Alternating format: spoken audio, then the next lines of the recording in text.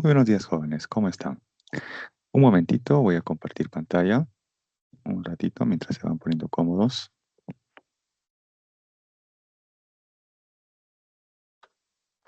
En esta oportunidad, semana 19, por ser una gran cantidad de problemas, va a ser difícil o casi imposible resolverlo todos. Entonces, para poder ahorrar bastante el tiempo, lo que voy a hacer es plantear los problemas y lo voy a dejar en una anotación general, en la cual ustedes prácticamente van a reemplazar para obtener finalmente el resultado. ¿Correcto? Bien, vamos entonces rápidamente con el problema 1. Nos dice ahí, en una región de la atmósfera, la presión del aire P está dada por la ecuación dimensionalmente homogénea. Les preguntan, o le dan como dato primero, donde P sub 0 representa la presión, Z la distancia, T la temperatura termodinámica, M la masa y G la aceleración. Con esa información quiero conocer la dimensión de R. Pero hay un pequeño problema. Veamos. Un ratito. Bien. Observo aquí que R es parte del exponente. R es parte del exponente. Y ustedes recordarán que la dimensión de todo exponente siempre es igual a 1, ya que todo exponente es un número real.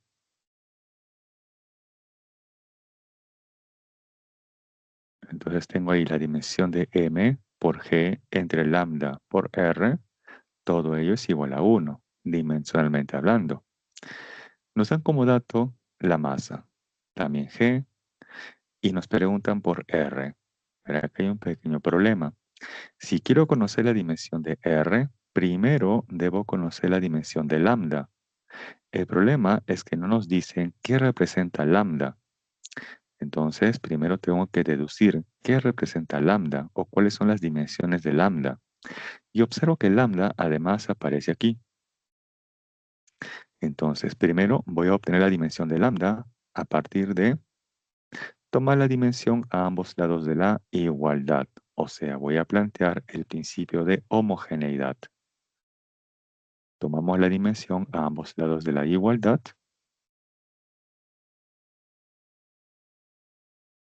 Voy a encerrar aquí en corchete color lila para diferenciar del resto. Aquí 1 menos lambda por z entre t. Todo esto elevado a un exponente. Ese exponente es m por g entre lambda por r.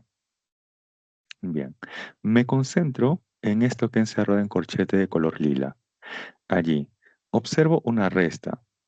Cuando ustedes tienen dentro de los corchetes o dentro de las dimensiones una suma o una resta, en el siguiente paso, ese signo más o menos, ¿en qué se puede convertir? ¿Recuerdan? En el siguiente paso, ese signo menos o más, ¿en qué se puede convertir? En el signo igual, ¿correcto? Entonces ahí planteamos. Voy a tomar solamente lo que está encerrado en color lila y tengo ahí que la dimensión de 1 es igual a ¿quién? A la dimensión de lambda por z entre t. Y 1 es un número real y su dimensión es justamente 1, ya que todo número real tiene como dimensión a la unidad. Luego aquí lo vamos a desdoblar. Tengo entonces que 1 es igual a ¿quién? A la dimensión de lambda por la dimensión de z, pero z ¿qué representa? Distancia. Y la dimensión de la distancia es L mayúscula. ¿Entre quién? La dimensión de T, pero T representa la temperatura. Y la temperatura tiene como dimensión ¿a quién? A teta mayúscula. Ya está. De ahí entonces, despejando, obtengo que la dimensión de lambda es igual a quién. Teta pasa a multiplicar, L pasa a dividir y sería teta entre L. Ese L pasa al numerador y se va a convertir en L a la menos 1. Bien, hasta ahí lo que he obtenido es la dimensión de lambda. Con eso ya puedo conocer la dimensión de ¿quién? De R. Y es que ahora voy a analizar estrictamente el exponente. Todo exponente siempre es un número real. De ahí que la dimensión del exponente debe ser igual a 1. Bien, m representa la masa y su dimensión es m mayúscula. Luego seguimos aquí. G representa la aceleración y su dimensión es L por T a la menos 2. ¿Esto entre quién? La dimensión de lambda, que es teta por L a la menos 1. ¿Por quién? Por la dimensión de R. Y todo esto igual a 1. Finalmente esta dimensión de R pasa a multiplicar a 1.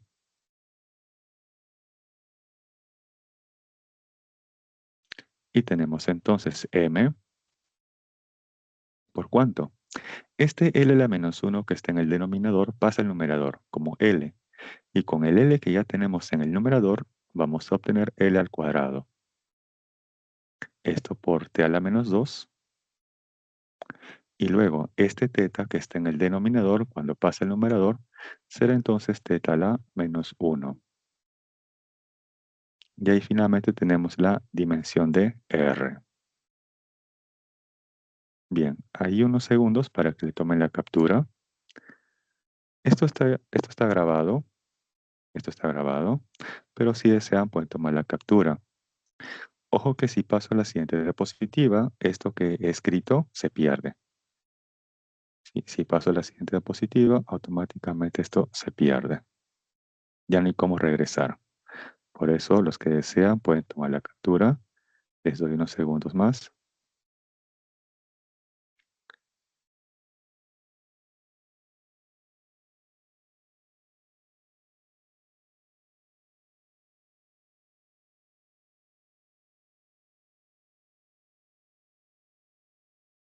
Bien, si no hay consultas o observaciones, entonces paso al siguiente problema. Bien, número 2. Nos dice lo siguiente. En la figura se muestran tres vectores A, B y X, inscritos en un triángulo equilátero. Pregunta, halla la expresión del vector X en función de los vectores A y B. Muy bien. Para esto voy a tener presente lo siguiente. A ver, antes de comenzar con el problema, vamos a plantear aquí, vamos a recordar aquí algunas propiedades.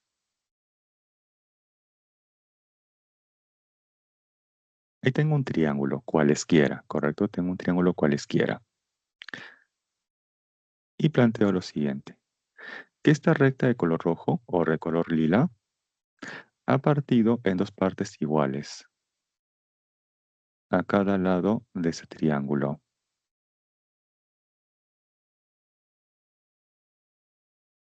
Entonces, si lo que está en verde vale como A, entonces ¿cuánto vale lo que está en lila? Si la recta verde vale como A, ¿cuánto vale lo que está en color lila? ¿Será a tercios, a medios, 2A? ¿Cuánto vale? ¿O no se sabe? Esto incluso creo que lo conocen como el teorema de la base media. Entonces, A medios. medios, así es, muy bien. Este criterio es el que vamos a aplicar para este problema, ¿correcto? Veamos, tenemos aquí un triángulo equilátero y se han trazado alturas, ¿cierto? Entonces les pregunto aquí, esta altura de color amarillo, ¿ha o no ha partido en dos partes iguales al vector A? Esa altura de color amarillo, ¿ha o no ha partido en dos partes iguales al vector A? Claro que sí, porque se trata en este caso de un triángulo equilátero. Entonces, este de aquí va a ser a medios. Que no parezca. Esto es a medios y esto otro, lo de arriba, también vale a medios, ¿correcto?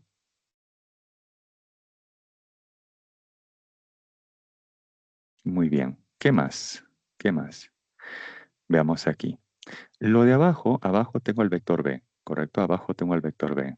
Les pregunto ahora, todo este trazo de color marrón, todo ese trazo de color marrón, ¿cuánto vale en función de b?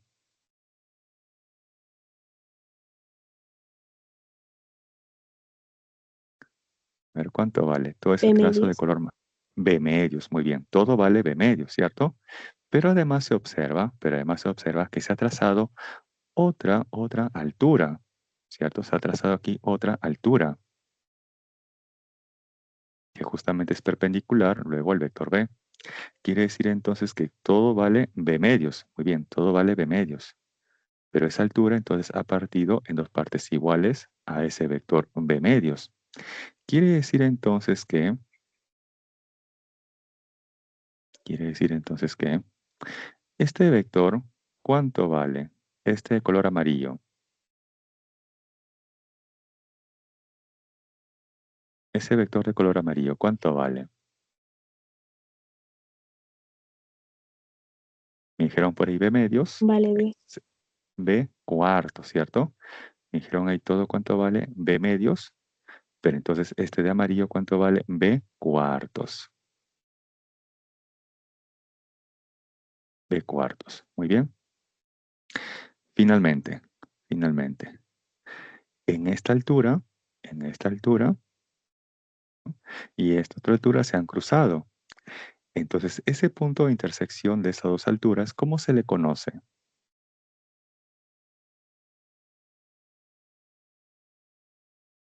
Se han cruzado ahí las alturas. Ese punto en el cual se han intersectado las alturas, ¿cómo se le conoce? Bien, aquí tenemos una mediana y otra mediana. Claro está que como es un triángulo equilátero, esas medianas coinciden también con las alturas. Pero el punto donde se intersectan las medianas se le conoce como el punto baricentro. ¿Y qué de especial tiene ese punto baricentro? Es que la proporción de corte es de 2 a 1. Entonces aquí me voy a inventar un vector. Este vector voy a asumir que vale como R. Si él vale como R, entonces este vector vale como ¿cuánto? Como 2R. Bien. Ahora sí, atentos a esta jugada. En el triángulo pequeño, en ese triángulo pequeño, que voy a sombrear en color celeste, ahí, ¿cómo están relacionados los vectores? B cuartos, X y R. En ese triángulo pequeño, ¿cómo están relacionados los vectores? B cuartos, X y R.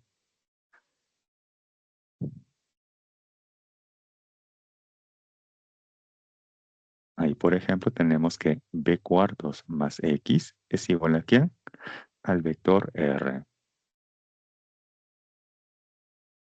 B cuartos más X es igual a ¿quién? Al vector R. A esto le llamo ecuación 1. Ahora, en el triángulo más grande, en este que voy a sombrear en color verde, ahí, en ese triángulo más grande. ¿Cómo está relacionados los vectores? A medios, 3R y el vector B. A medios, 3R y el vector B. En este caso sería a medios más el vector 3R es igual a ¿quién? Al vector B. A esto le llamo expresión número 2. Hasta aquí nada más un like si vamos bien con esas dos expresiones, 1 y 2. Hasta ahí nada más. Ok. Ahora, lo que voy a hacer es reemplazar la expresión 1 en 2. 1 en 2. Entonces tengo la expresión 2 a medios más ¿quién? 3R. ¿Pero quién es R? A R de la expresión 1 es B cuartos más X. Ahí está. Y todo igual a quién? Al vector B. Luego este 3 pasa a multiplicar. Entonces ahí voy a tener a medios más ¿quién? Más 3B cuartos más 3x es igual al vector b. Ya está. A partir de aquí, finalmente, ustedes van a despejar y van a obtener al vector x en función de A y b. Eso ya les dejo entre comillas como tarea para la casa. ¿Correcto? Y esa sería finalmente la respuesta al problema. Bien, ahí unos segundos para que también le tomen la captura.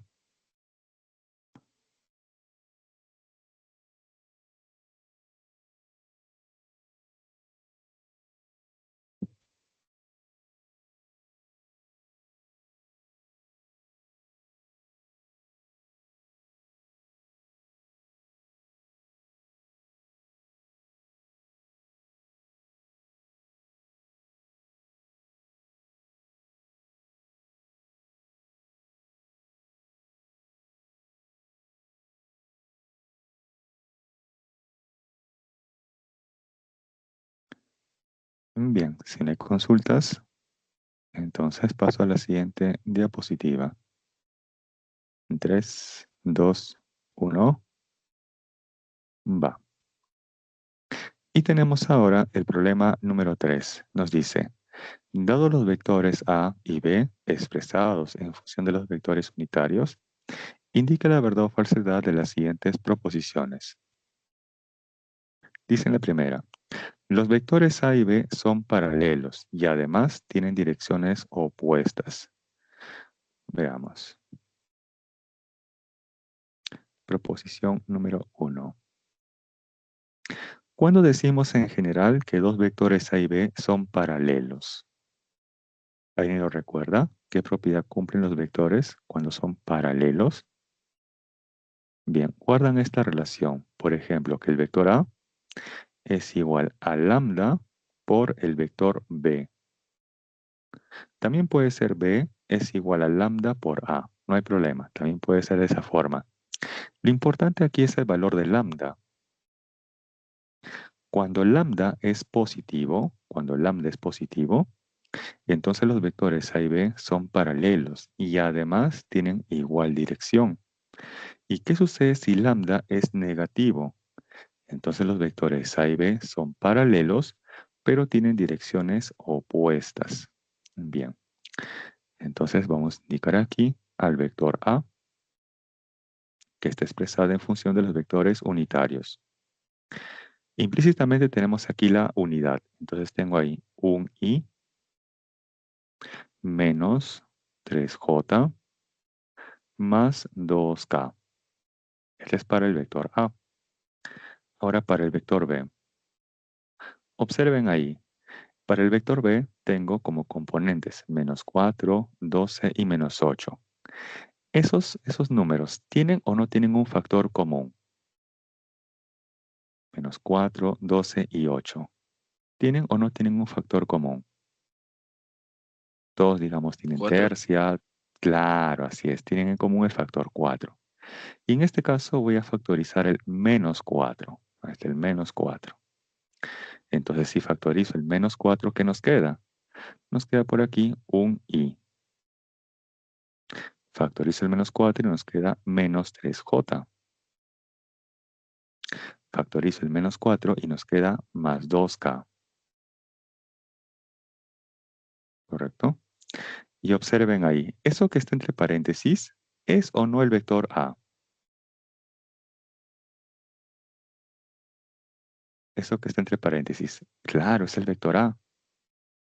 Entonces hemos obtenido la siguiente relación, que el vector B es igual a menos 4 veces el vector A. Y observo que ese lambda es positivo o es negativo.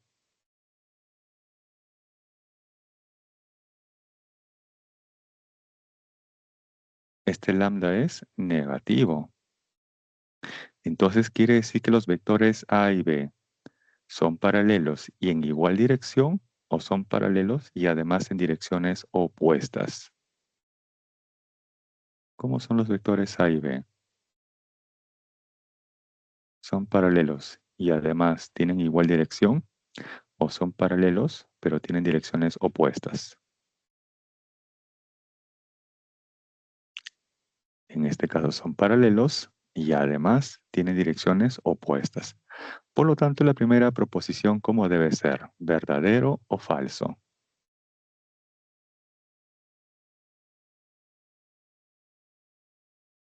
Dice direcciones opuestas, paralelos en direcciones opuestas, por lo tanto, verdadero. Bien, segunda proposición nos dice, la magnitud de la resultante de los vectores A y B es máxima. ¿Alguien le recuerda qué condición deben de tener los vectores para que su resultante sea máxima? Veamos, ¿qué sucede si tengo dos vectores paralelos? Digamos al vector A y al vector B, ambos en igual dirección. Entonces la resultante obtenida con ellos, ¿cómo es? ¿Máxima o mínima? Ahí la resultante es máxima. ¿Y cómo se obtiene esto? Simplemente sumando sus magnitudes. Correcto, este es para la máxima. ¿Y cómo es para la mínima? Para la mínima es cuando los vectores son paralelos, pero tienen direcciones opuestas o contrarias.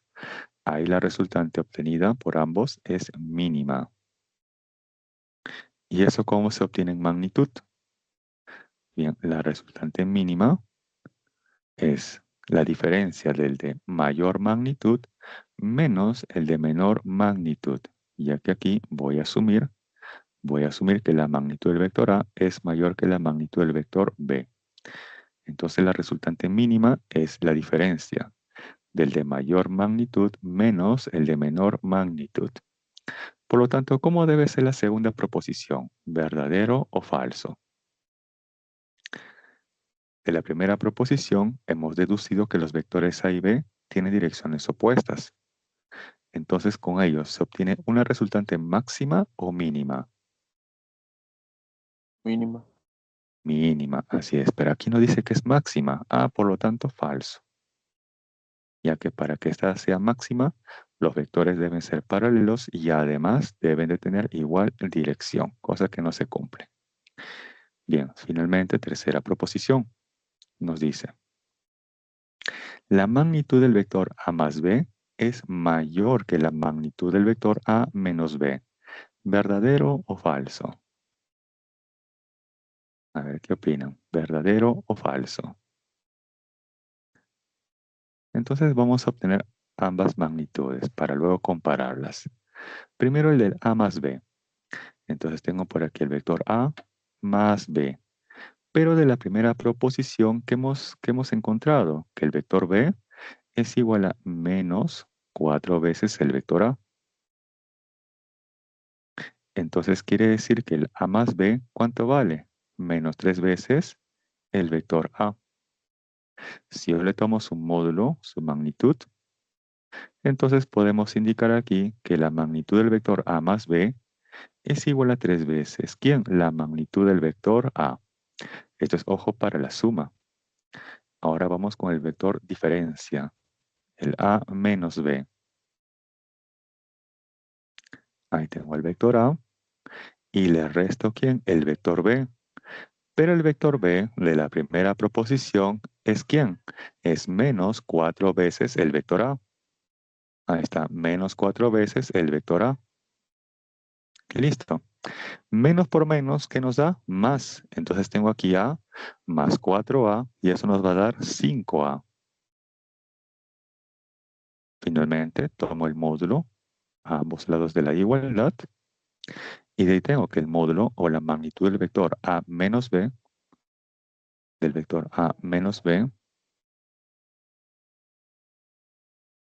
es igual a 5 veces la magnitud del vector A.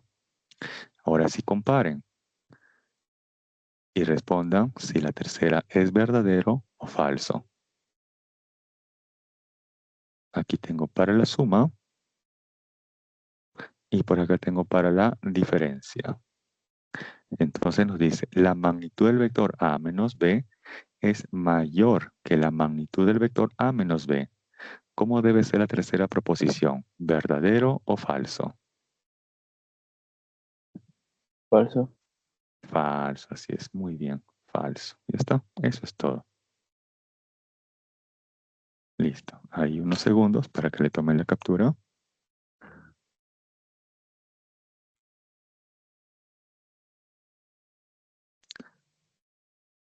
Aparentemente el problema estaba complicado, ¿no? Aparentemente. Si yo observo ahí los vectores A y B en función de los vectores unitarios, aparenta ser complicado.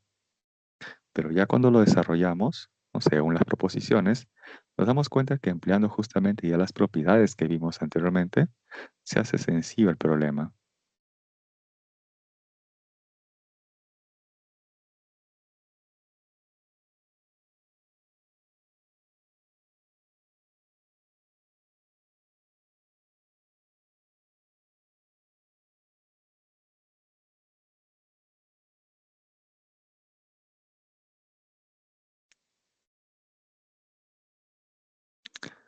Bien, si no hay consultas o observaciones, entonces en 3, 2, 1, paso a la siguiente diapositiva. Bien, tenemos ahora el problema número 4. ¿Sí? ¿Todos número 4? ¿O les doy unos segundos más para que puedan tomar la captura del problema anterior?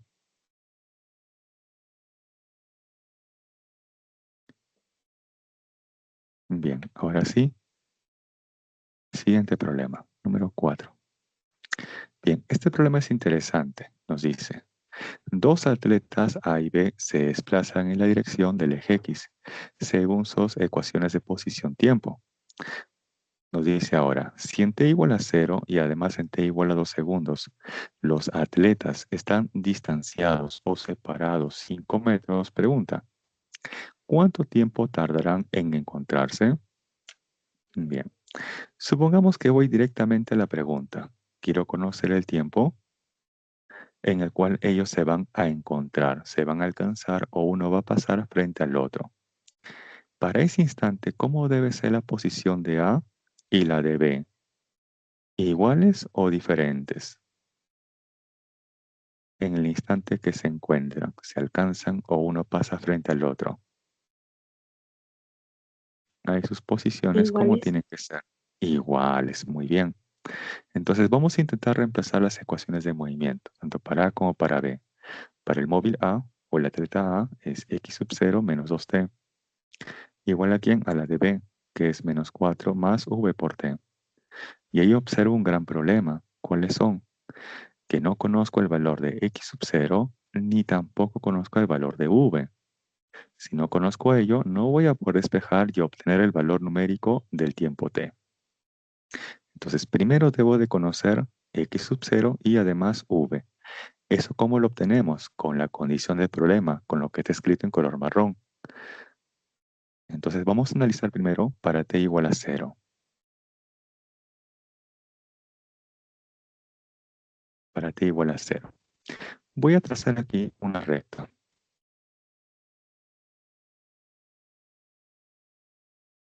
Ahí está la recta.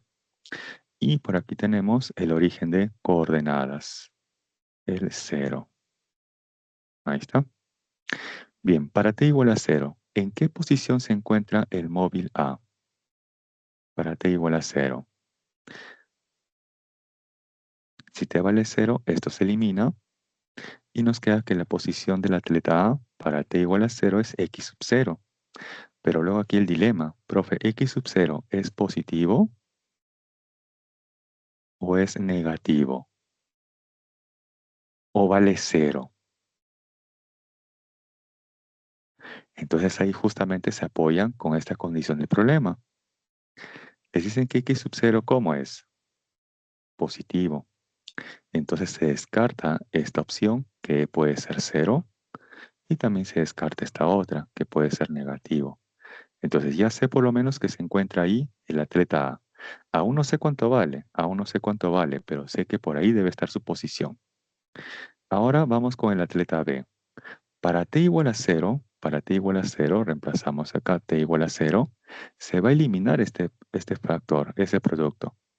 Quiere decir entonces que la posición inicial del atleta B, ¿cuánto vale? Menos 4. Entonces, el atleta B se va a encontrar por acá. Menos 4 metros. Esa es la posición inicial de ¿quién? De B. Pero nos dicen que para t igual a 0 y para t igual a 2 están separados o distanciados 5 metros. Veamos, si de 0 a menos 4 hay 4 metros y están separados 5 metros, entonces, ¿qué distancia hay de 0 hacia x sub 0? 1. 1, así es. Entonces ya sé cuánto vale x sub 0. X sub 0 es igual a 1 metro. Ya está. Entonces ya tenemos el valor de x sub 0, 1 metro. Muy bien. Ahora falta conocer el valor de v. Esto lo obtenemos con la otra condición, que para t igual a 2 segundos, ahora analizamos para t igual a 2 segundos, trazamos ahí la recta, y por acá tengo el origen de coordenadas, el 0. Bien, ahora para t igual a 2. Voy a reemplazar primero en la ecuación de movimiento de x sub a como borrador. Esto es x sub 0 menos 2t. Pero x sub 0 ya sé cuánto vale. Él vale 1.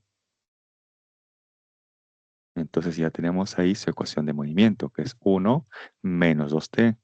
Y esto lo reemplazo para t igual a 2 segundos. Entonces tenemos ahí 1 menos 2t. Ahí está, t vale 2. Y de ahí que la posición de a, ¿cuánto vale? Tengo aquí 1 menos 4. ¿Esto qué nos da? Menos 3. Quiere decir entonces que para t igual a 2 segundos, la posición de a, ¿cuánto vale? Menos 3. Entonces por aquí se va a encontrar el atleta A en la posición menos 3. Muy bien. Si ahí se encuentra el atleta A para ese instante, entonces la pregunta es, ¿dónde se encuentra el atleta B? ¿Dónde se encuentra B? Sabiendo que están separados o distanciados también para ese instante 5 metros. ¿Cuál sería entonces la posición del atleta B? 2. De 2 metros, así es. Muy bien. Y con eso entonces ya puedo conocer la velocidad del atleta B.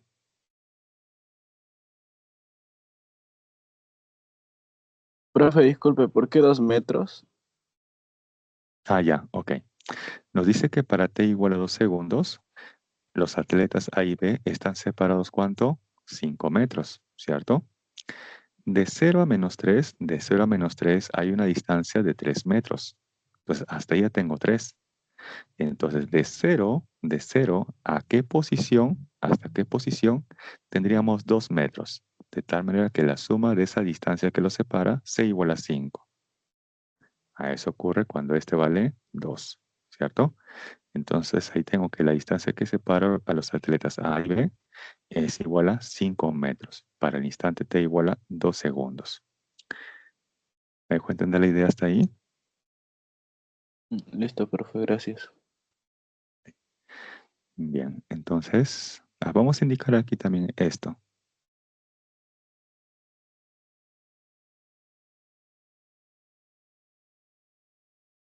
Vamos a indicarlo ahí. Habíamos observado, deducido que vale 1. Entonces, cuando reemplazamos esto luego para t igual a 2 segundos, ahí tenemos entonces que x sub a es igual a 1 menos 2t, pero t vale 2. De ahí que la posición de a para t igual a 2 segundos, ¿cuánto vale? Menos 3 metros, que es justamente este, menos 3, correcto, para t igual a 2 segundos. Bien, ahora sí. Como ya tengo la posición de b para t igual a 2, con eso ya puedo conocer su velocidad. Planteamos ahora aquí. Para t igual a 2 segundos, la posición de b, ¿cuánto vale? 2 metros. Reemplazamos ahí la ecuación de movimiento de b. que x sub b es igual a ¿quién? Menos 4 más v por t. Para t igual a 2, x sub b, ¿cuánto vale? 2 metros. Ahí está 2. ¿Es igual a quién? A menos 4 más v por t. Ahí está, v por t. ¿Pero cuánto vale t? 2 segundos. Listo.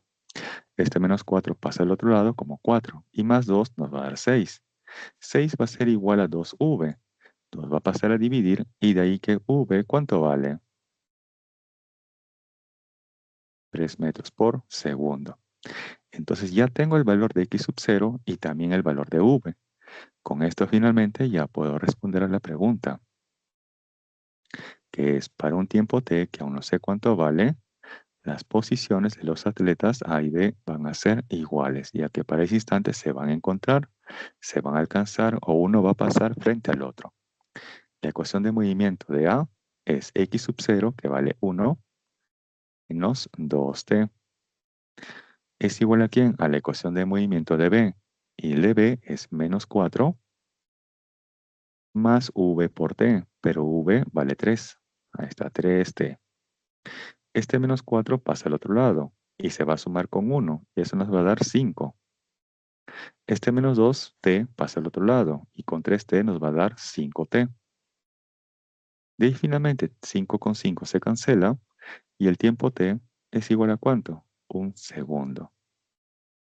O sea que para ese instante de 1 segundo, los atletas se encuentran, se alcanzan o uno pasa frente al otro. Bien, hay unos segundos para que le tomen la captura.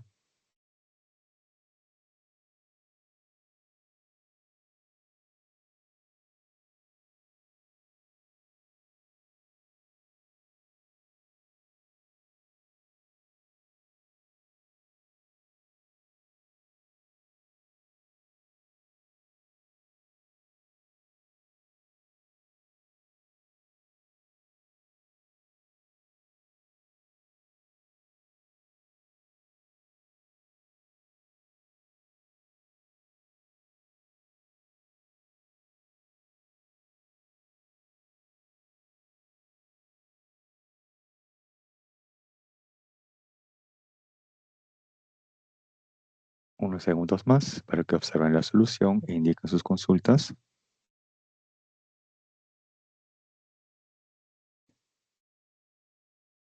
Bien, entonces paso a la siguiente diapositiva, problema número 5.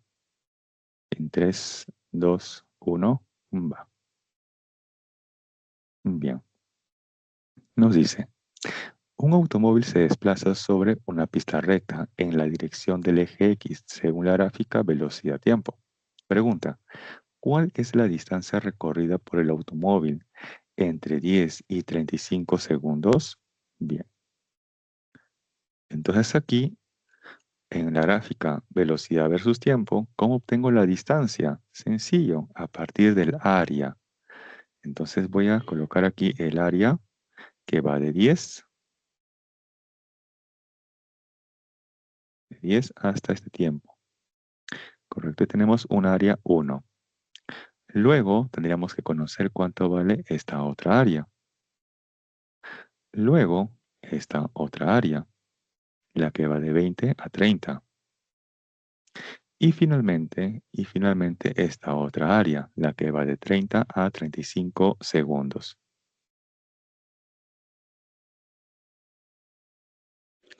A esta le llamo área 1, área 2, área 3 y área 4.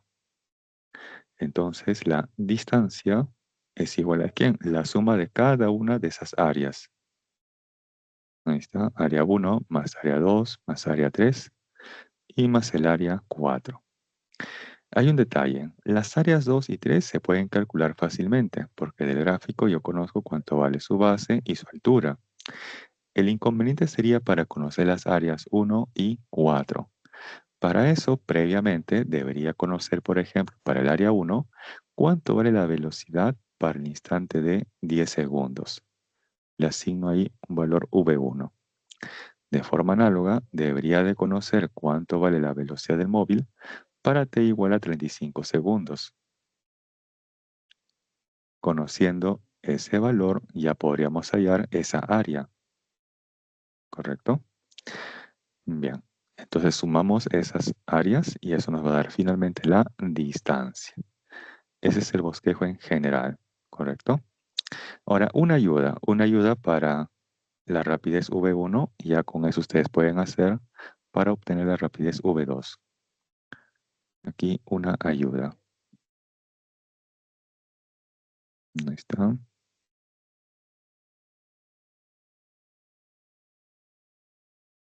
Ahí está.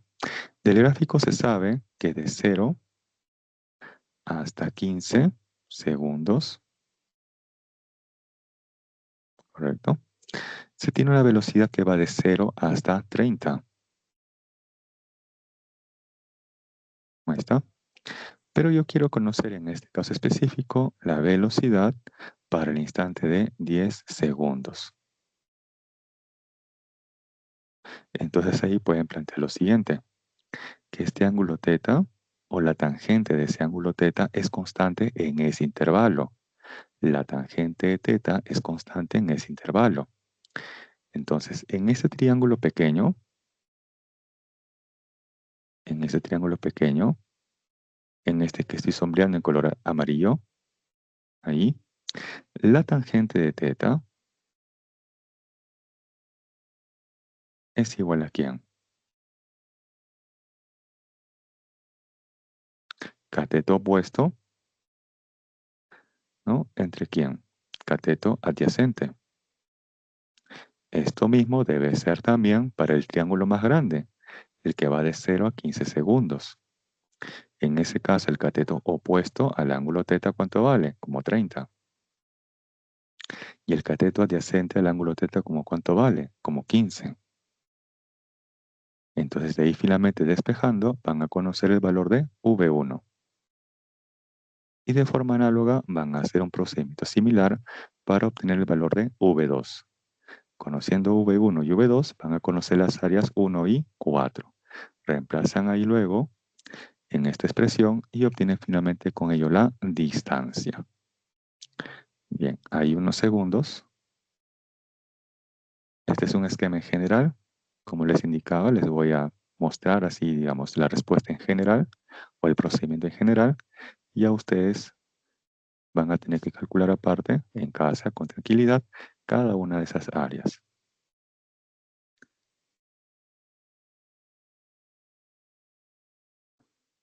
De tal manera que así ahorro tiempo y podemos hacer una mayor cantidad de problemas.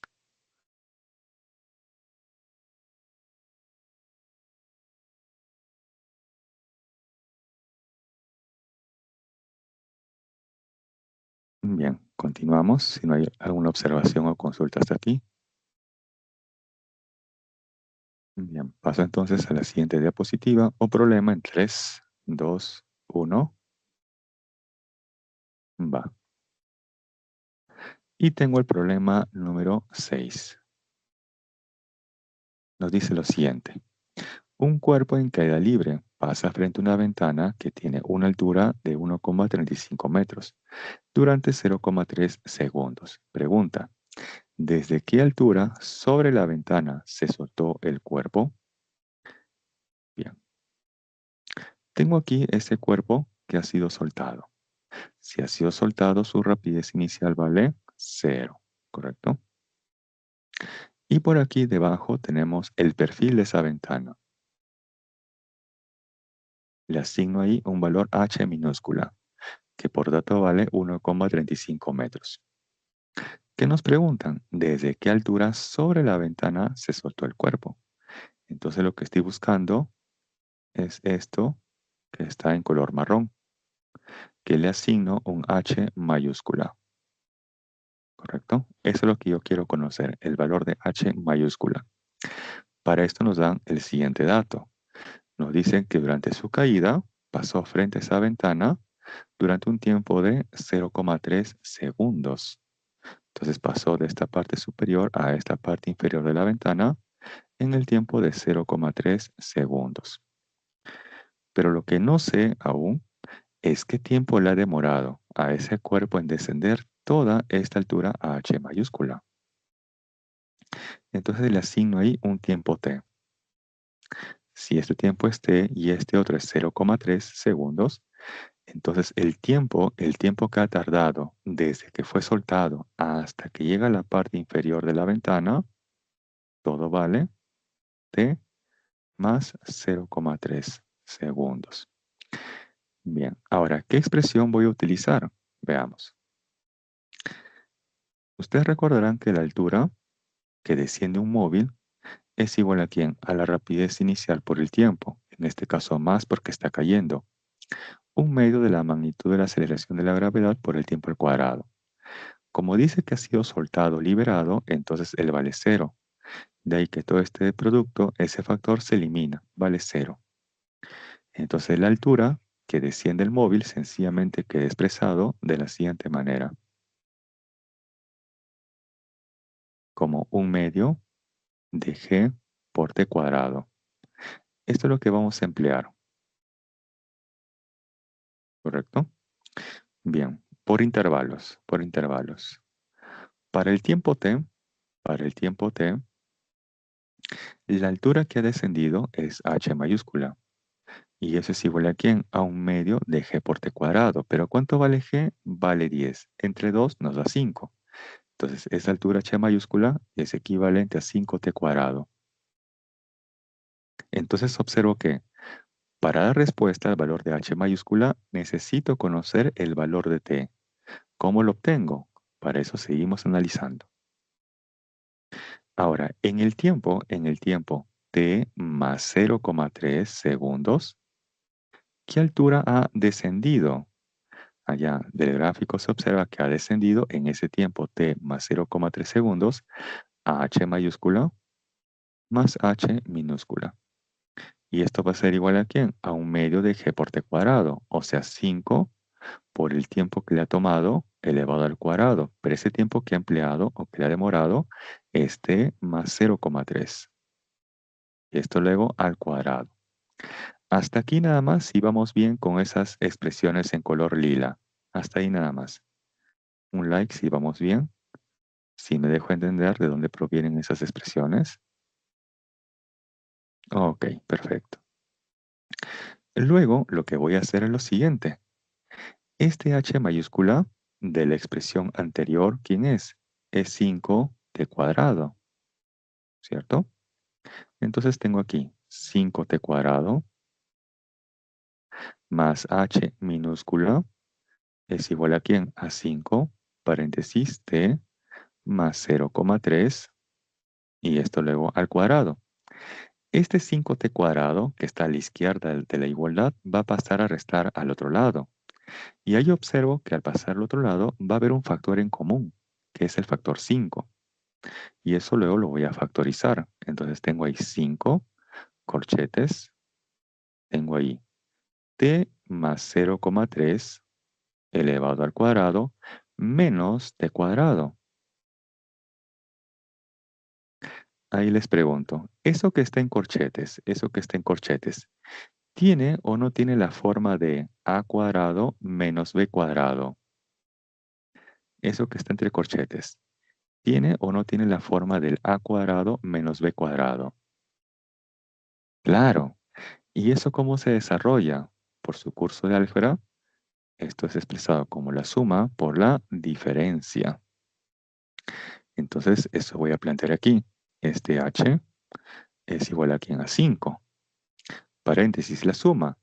Perdón, déjame comí un 0, un ratito, ahí tengo t más 0,3 al cuadrado menos t cuadrado. Ahora sí. Bien, entonces tengo aquí la suma. T más 0,3 más t. Eso nos va a dar 2t más 0,3. ¿Por quién? Por la diferencia, o sea, t más 0,3 menos t. Y eso nos va a dar 0,3. Listo. Como h minúscula es la altura de la ventana y es dato el problema, entonces a partir de aquí, despejando, voy a conocer el valor de t. Esto lo dejo ya para ustedes.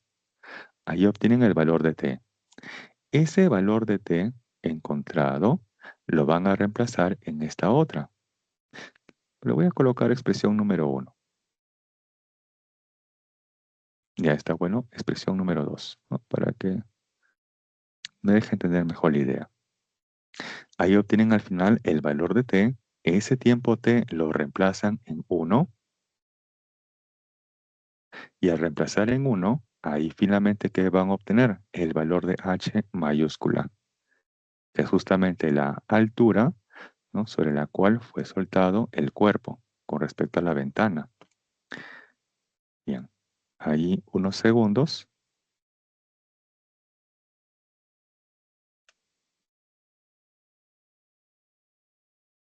Entonces ahí h minúscula es 1,35 metros. Reemplazan ahí, despejan y obtienen el valor de t. Ese tiempo t lo reemplazan en la expresión 1 y de ahí finalmente obtienen el valor de h mayúscula.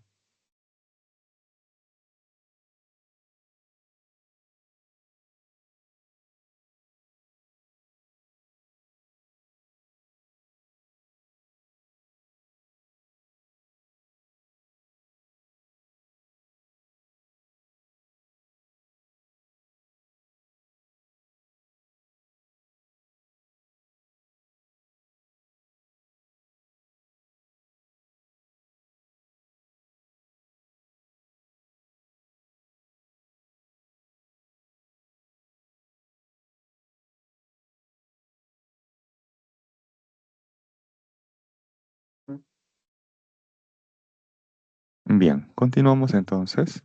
Si no hay consultas o observaciones hasta aquí. En 3, 2, 1, va. Y tenemos ahora el problema número 7. Nos dice: un motociclista realiza una acrobacia impulsándose horizontalmente con una rapidez de 10 metros por segundo, desde una altura h igual a 20 metros. Pregunta: ¿con qué rapidez llegará al suelo? Bien, ese motociclista sale disparado y va a describir aquí una trayectoria semiparabólica, de tal manera que luego va a llegar al suelo en este punto. Ahí el motociclista va a tener dos velocidades, una componente horizontal y además una componente vertical. Con esas dos componentes voy a conocer finalmente la rapidez o el módulo de la velocidad, que es este color negro. ¿Y el cómo lo obtengo? Como la raíz cuadrada de la componente horizontal de la velocidad al cuadrado más la componente vertical de la velocidad elevado al cuadrado. Entonces, para obtener o dar respuesta al valor de v, necesito conocer la componente horizontal y vertical. Para eso entonces recordemos: cuando el móvil describe una trayectoria parabólica o semiparabólica, ¿cómo es la componente horizontal de la velocidad? ¿Constante o variable? ¿Cómo es la componente horizontal de la velocidad? ¿Constante o variable?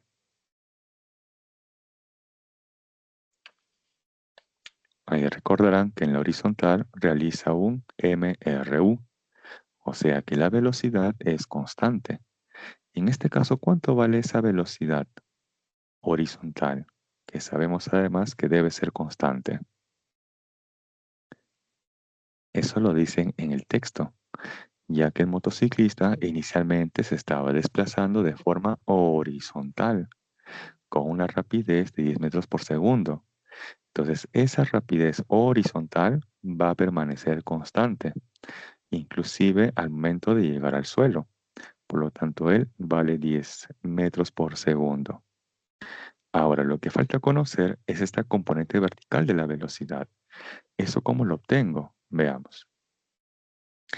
Si inicialmente se está desplazando de forma netamente horizontal, entonces, en el instante que sale disparado, ¿cuánto vale en ese instante la velocidad inicial en la vertical? ¿Cuánto vale en ese instante la velocidad en el eje vertical? ¿Cero o diferente de cero?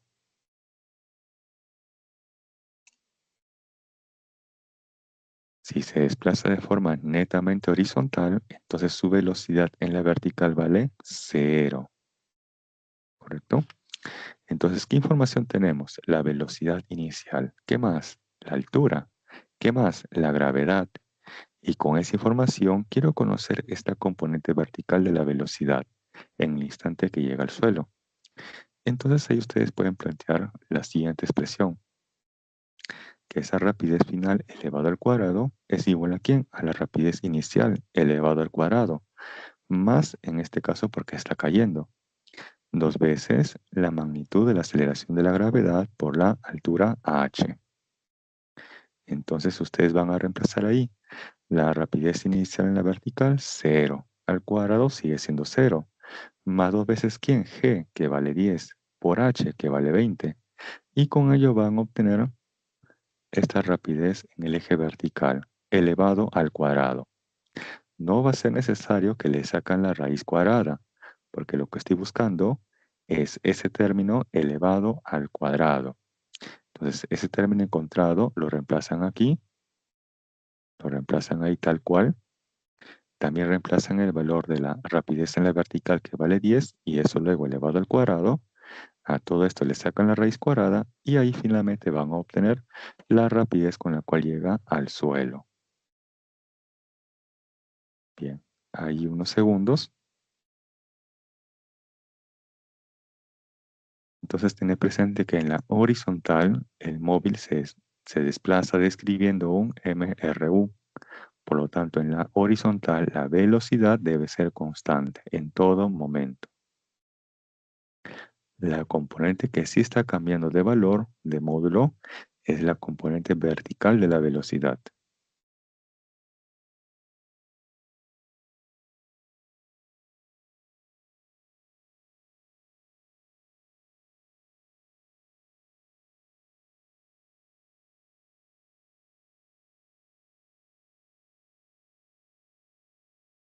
Unos segundos más para que le tomen la captura e indiquen sus observaciones o consultas.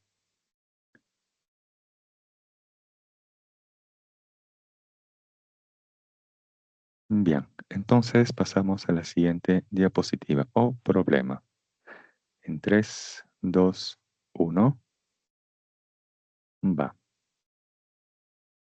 Y tenemos ahora el problema número 8. Nos dice, las manecillas de un reloj marcan las 9 horas, como se muestra en la figura. Pregunta, ¿a qué hora, y además antes de las 10 horas, el horario y el minutero de este reloj se sobreponen o se superponen?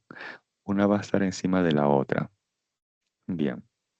Esto es análogo a a un problema que hicimos anteriormente, que fue el tiempo en el cual los atletas se encontraban, se alcanzaban o uno pasaba frente al otro. Entonces, para ese instante de tiempo, las manecillas del reloj se van a superponer. Y ahí que debe cumplirse, que la posición angular del minutero debe ser igual a ¿quién? A la posición angular de ¿quién? Del horario. Pero ¿cómo se obtienen esas posiciones angulares? Como las manecillas del reloj giran en este caso con MCU, y del MCU que se recuerda que la posición angular es igual a ¿quién? A la posición angular inicial más ¿quién? La velocidad angular o la rapidez angular por el tiempo. Entonces yo necesito conocer previamente cuánto vale la posición angular inicial, tanto para el minutero como para el horario. Así como también debería conocer cuánto vale esta rapidez angular, tanto para el minutero como el horario. ¿Sí? Bien, primero vamos con las rapideces angulares del minutero y del horario.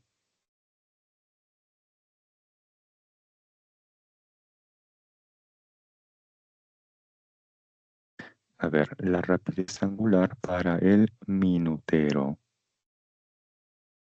¿Cómo lo obtengo? Vimos también en su momento que esta rapidez angular se puede expresar de dos formas equivalentes. Una de ellas, 2pi por la frecuencia, y la otra, 2pi entre el periodo. En este caso voy a optar por la segunda forma, 2pi entre el periodo. Ahí está, 2pi entre el periodo. ¿Y cuánto vale el periodo del minutero en horas? En horas, ¿cuánto vale el periodo para el minutero? ¿Qué tiempo le toma al minutero en dar una vuelta completa? En horas. Media hora, 1 hora, 12 horas, 24 horas. ¿Qué tiempo le toma dar una vuelta completa al minutero? En horas.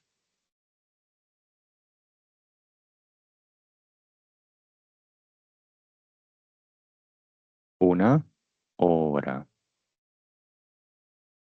De ahí que entonces la rapidez angular para el minutero es igual a 2pi radian por cada hora. Ahora, ¿cuánto vale la rapidez angular para el horario? También sería 2pi entre el periodo. ¿Y cuánto es el tiempo que le toma al horario en dar una vuelta completa? También 1 hora, quizás 6 horas, 12 horas, 24 horas. ¿Qué tiempo le toma en dar una vuelta completa al horario? En función de horas. Este tipo de problemas creo que lo han visto en RM. Bien, en este caso el tiempo que le toma al horario en dar una vuelta completa son 12 horas. De ahí que entonces la rapidez angular del horario es igual a pi sextos radian por cada hora. ¿Correcto? Bien, hasta ahí ya tenemos la rapidez angular. ¿Qué falta conocer? La posición angular inicial, tanto para el minutero como para el horario. Para eso entonces voy a plantear aquí como una especie de sistema de referencia para poder medir el ángulo. Bien, voy a indicar aquí que el ángulo θ va a ser medido a partir del 12 en adelante. Entonces quiere decir que aquí θ vale 0. Se observa entonces que el ángulo que forma el minutero con ese ángulo vale 0 o se encuentra en la posición angular 0. Aquí, por ejemplo, sería el ángulo igual a 90 grados. En radianes, pi medios. Aquí abajo, donde dice 6, ahí el ángulo θ es 180 grados. Pero en radianes equivale a pi radian. Y finalmente aquí donde dice 9, ahí el ángulo θ, ¿cuánto vale? Ahí debe ser 270 grados. En radianes, 3 pi medios.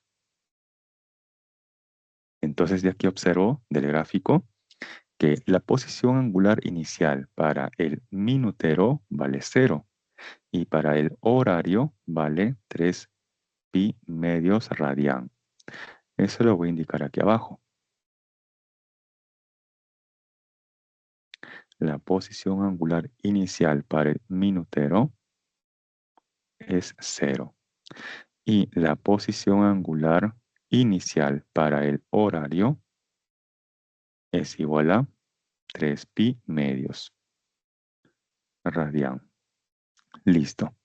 Con eso ya podemos conocer el tiempo que tardan en superponerse o estar uno encima del otro. Entonces ahí planteamos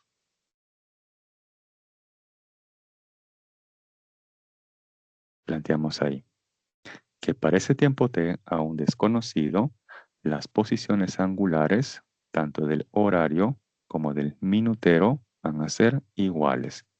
Para el horario tenemos ahí su posición angular inicial, que vale ¿cuánto? 3 pi medios. ¿Más cuánto? La rapidez angular ¿de quién? Del horario. ¿Y eso cuánto vale? Pi sextos. ¿Esto por cuánto? Por el tiempo t. es igual ¿a quién? A la ecuación de movimiento del minutero. Entonces tenemos ahí la posición angular del minutero, ¿cuánto vale? 0, ya no lo escribo. Más ¿quién? La rapidez angular de ¿quién? Del minutero. ¿Y eso cuánto vale? 2pi. ¿Y esto luego por quién? Por el tiempo t. Listo. A partir de aquí, esto ya les dejo para ustedes, para que lo desarrollen. A partir de aquí, finalmente vamos a conocer el tiempo t. Pero ojo, no les preguntan cuánto vale el tiempo, les preguntan la hora. Entonces, a esa hora actual, que son las 9, le van a sumar el tiempo t encontrado. Y esa sería entonces la hora en la cual tanto el minutero como el horario se han superpuesto. ¿Correcto? Bien, ahí les dejo para que observen la solución y puedan tomar la captura. Ojo que hasta ahí es el tiempo que han tardado en superponerse, pero aquí les preguntan la hora, ¿a qué hora se superponen? Entonces, a esa hora actual, 9 horas, le van a sumar ese tiempo t. Y esa sería entonces finalmente la hora, en la cual las manecillas, tanto del horario como del minutero, se han superpuesto.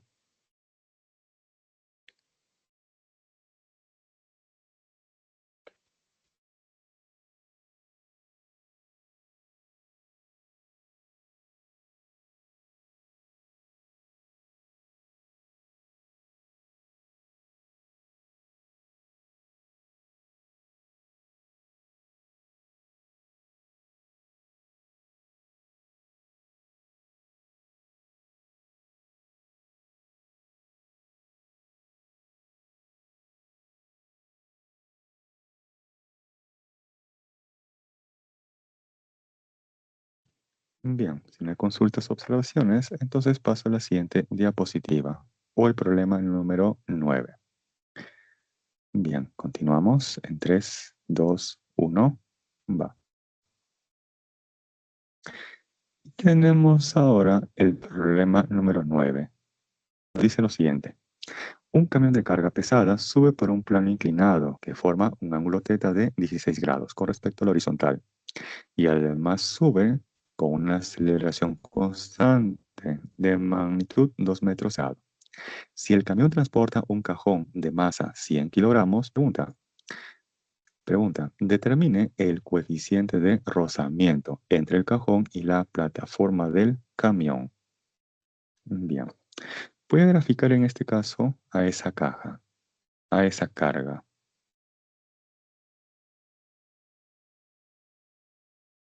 ¿Está? Y aquí ese plano inclinado, el cual se observa que tiene una inclinación θ, que numéricamente vale 16 grados. Lo voy a dejar así en general θ. Graficamos ahí las fuerzas que actúan sobre esa caja de masa m. Si tiene masa, tiene un peso, y el peso lo grafico verticalmente hacia abajo, o en la dirección de la aceleración de la gravedad. Bien, ahí tenemos el peso. ¿Qué otra fuerza?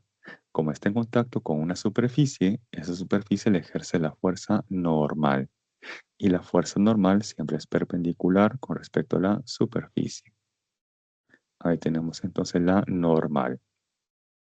Pero además, esta superficie es rugosa, es áspera. Entonces ahí está actuando la fuerza de rozamiento. ¿Y cómo grafico en este caso la fuerza de rozamiento? Sabemos que el bloque de forma natural tiende a deslizar hacia abajo. Pero ¿qué fuerza está evitando de que este bloque deslice hacia abajo? La fuerza de rozamiento. Y para ello, la fuerza de rozamiento debe tener esta dirección.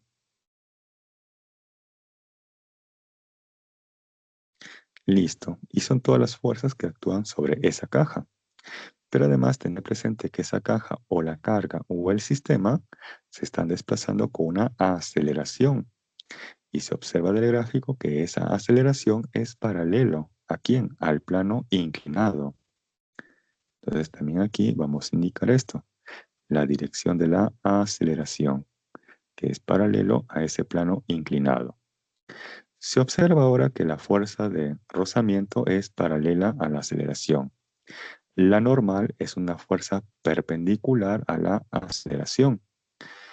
Pero se observa que el peso es una fuerza que no es ni paralela ni tampoco perpendicular con la aceleración. Entonces, ¿qué voy a hacer? ¿Qué le voy a hacer al peso? Lo voy a descomponer en una componente que sea paralela y en otra que sea perpendicular a la aceleración. Tengo entonces aquí su componente perpendicular y por aquí su componente que es paralela. Para poder descomponer o indicar qué expresión tiene estas dos componentes, debo de ubicar correctamente el ángulo θ. Si este es θ, es el ángulo del plano inclinado, entonces θ ¿dónde se ubica? ¿Aquí arriba o aquí abajo? ¿Dónde estaría bien ubicado el ángulo θ? ¿En la posición 1 o en la posición 2? Yo recuerdo que hicimos problemas similares a estos en clase, ¿no? En su momento. Entonces, si él es θ, ¿dónde debe estar ubicado θ? ¿En la posición 1 o en la posición 2? ¿O da lo mismo? ¿Da lo mismo? No creo. En este caso es en la posición 1. Listo, ahí tenemos entonces el ángulo θ. Entonces, en este triángulo rectángulo, la componente perpendicular hace el papel del cateto adyacente al ángulo θ. Por lo tanto, esa componente tiene la siguiente expresión. Es el peso, o sea, la hipotenusa. ¿Por quién? Por el coseno de θ. Y esta componente paralela, hace el papel del cateto opuesto al ángulo θ. Por lo tanto, esa componente, ¿quién es? Es el peso. ¿Por quién? Por el seno de θ. Hasta ahí hemos descompuesto el peso. Listo. Ahora, en el eje perpendicular al plano inclinado, ahí no existe aceleración. Por lo tanto, en ese eje perpendicular al plano inclinado, allí voy a aplicar la primera ley de Newton, o sea, sumatoria de fuerzas, vamos a decir así, sumatoria de fuerzas entre comillas de los que van hacia arriba es igual a sumatoria de fuerzas entre comillas de los que van hacia abajo, en el eje perpendicular al plano inclinado. ¿Qué fuerzas entre comillas van hacia arriba? En el eje perpendicular al plano inclinado, la normal. ¿Y quiénes van hacia abajo? En este eje perpendicular al plano inclinado, esta componente del peso. Peso por el coseno de θ. Listo. Ahora voy a analizar en el eje paralelo al plano inclinado. En ese eje paralelo al plano inclinado existe aceleración. Entonces, en ese eje voy a plantear la segunda ley de Newton. Sumatoria de fuerzas igual masa por aceleración. Primero van las fuerzas que tienen igual dirección que la aceleración, o sea, en este caso la fuerza de rozamiento. Luego restamos todas aquellas fuerzas que tengan dirección opuesta aquí a la aceleración. En este caso, esta componente, el peso por el seno de θ. Eso va a ser igual a ¿quién? A la masa de esa carga por la aceleración. Luego, se sabe que la fuerza de rozamiento por definición es igual a ¿quién? Mu por la normal. Ese es por definición. La fuerza de rozamiento es mu por la normal. Entonces, en el siguiente paso vamos a reemplazar ello. Ahí tengo mu, ¿por quién? Por la normal. Y esta normal tiene la siguiente expresión. Es el peso por el coseno de θ. ¿Correcto? ¿Menos quién? Menos el peso por el seno de θ. ¿Y todo igual a quién? A m por a, masa por aceleración. Finalmente, se sabe que el peso es mg. Entonces observo que la masa se repite en cada uno de los términos. Entonces eso se puede cancelar. Cancelamos la masa y tenemos entonces por acá mu por g por el coseno de teta menos g por seno de teta es igual a ¿quién? A la aceleración. De ahí finalmente despejamos y obtenemos el valor de mu. Ya que es dato, tanto la aceleración, esto es dato, se conoce el ángulo teta y por lo tanto van a poder conocer el valor de la función seno de 16, así como también el coseno de 16. También g se conoce y de ahí finalmente despejan y obtienen el valor de mu, que es el coeficiente de rozamiento. Bien, ahí lo dejo expresado en forma general y esto les serviría para cualquier valor de ángulo teta.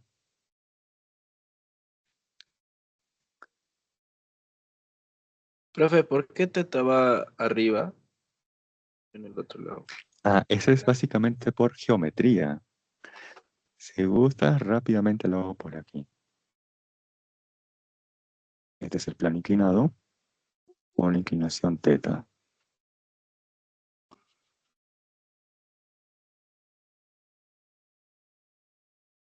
Así para que se aprecie mejor. Y ahí tenemos teta.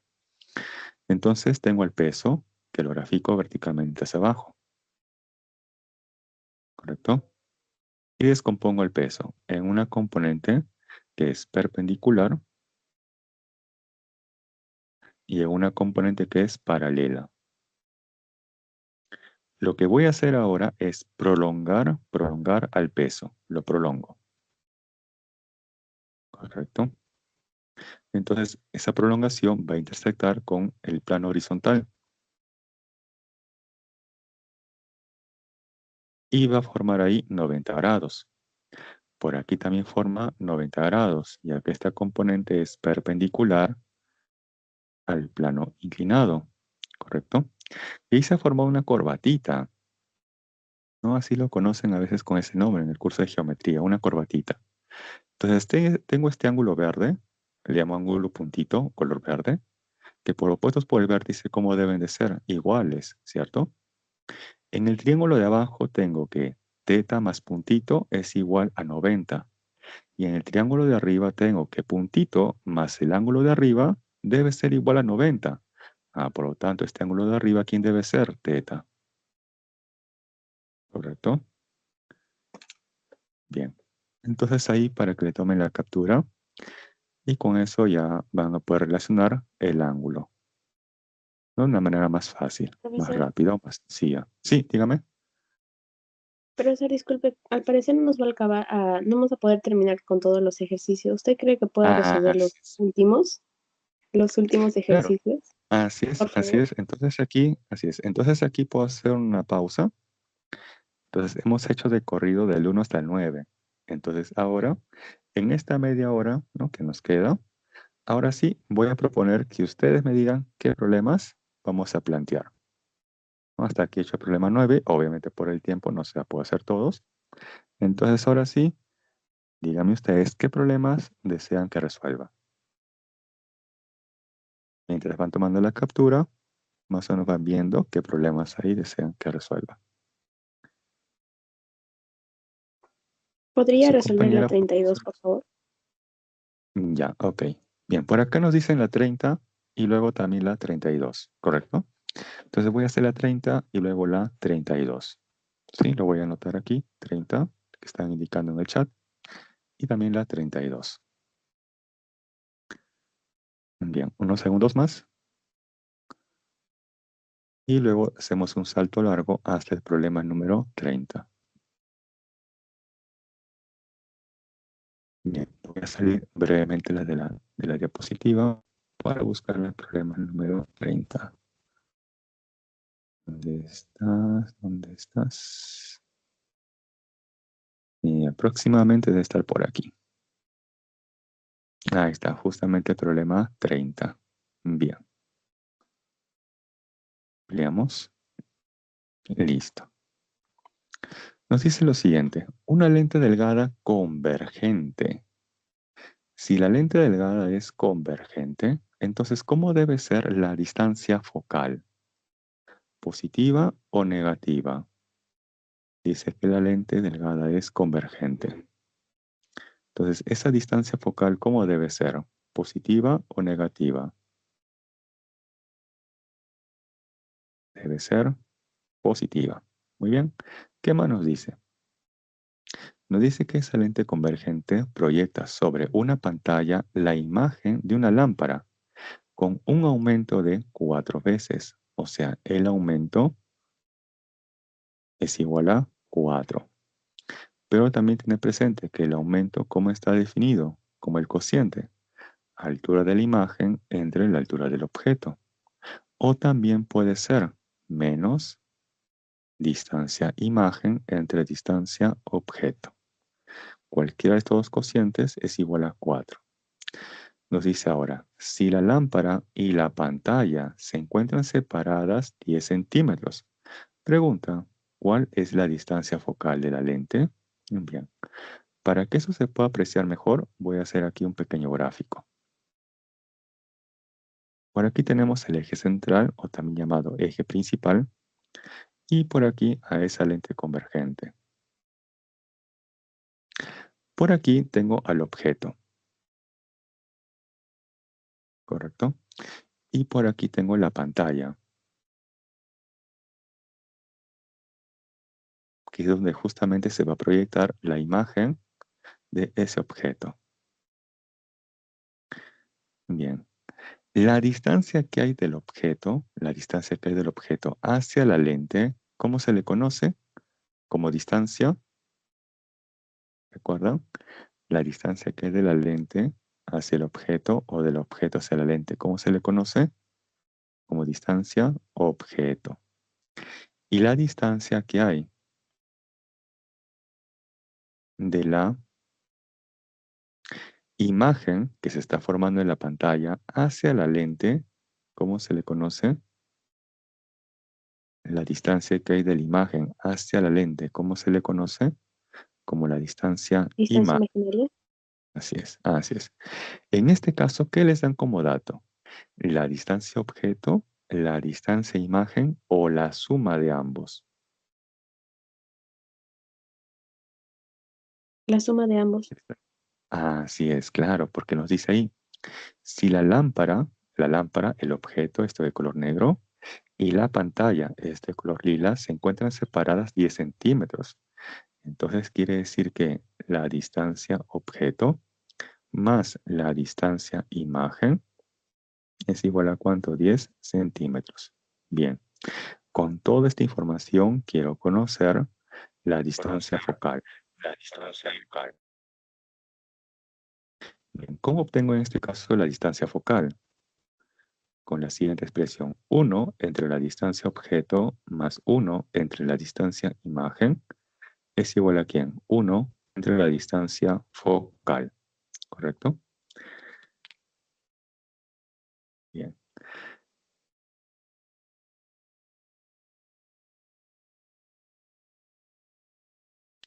Despejando aquí, podemos decir lo siguiente, que la distancia imagen es igual a ¿quién? A 10 menos la distancia objeto, ¿no? Entonces, esto lo podríamos reemplazar aquí, pero va a ser un tanto engorroso reemplazarlo así tal como está. Entonces, primero voy a hacer uso del dato del aumento.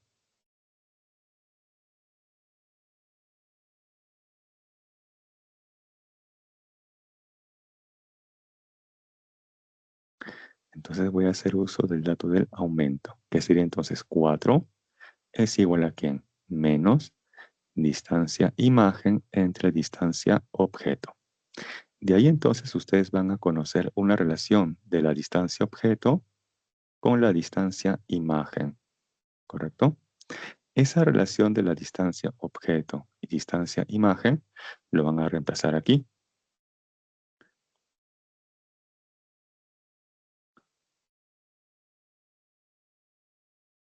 Por ejemplo, tendríamos ahí que la distancia imagen es igual a menos 4 veces la distancia objeto, ¿no?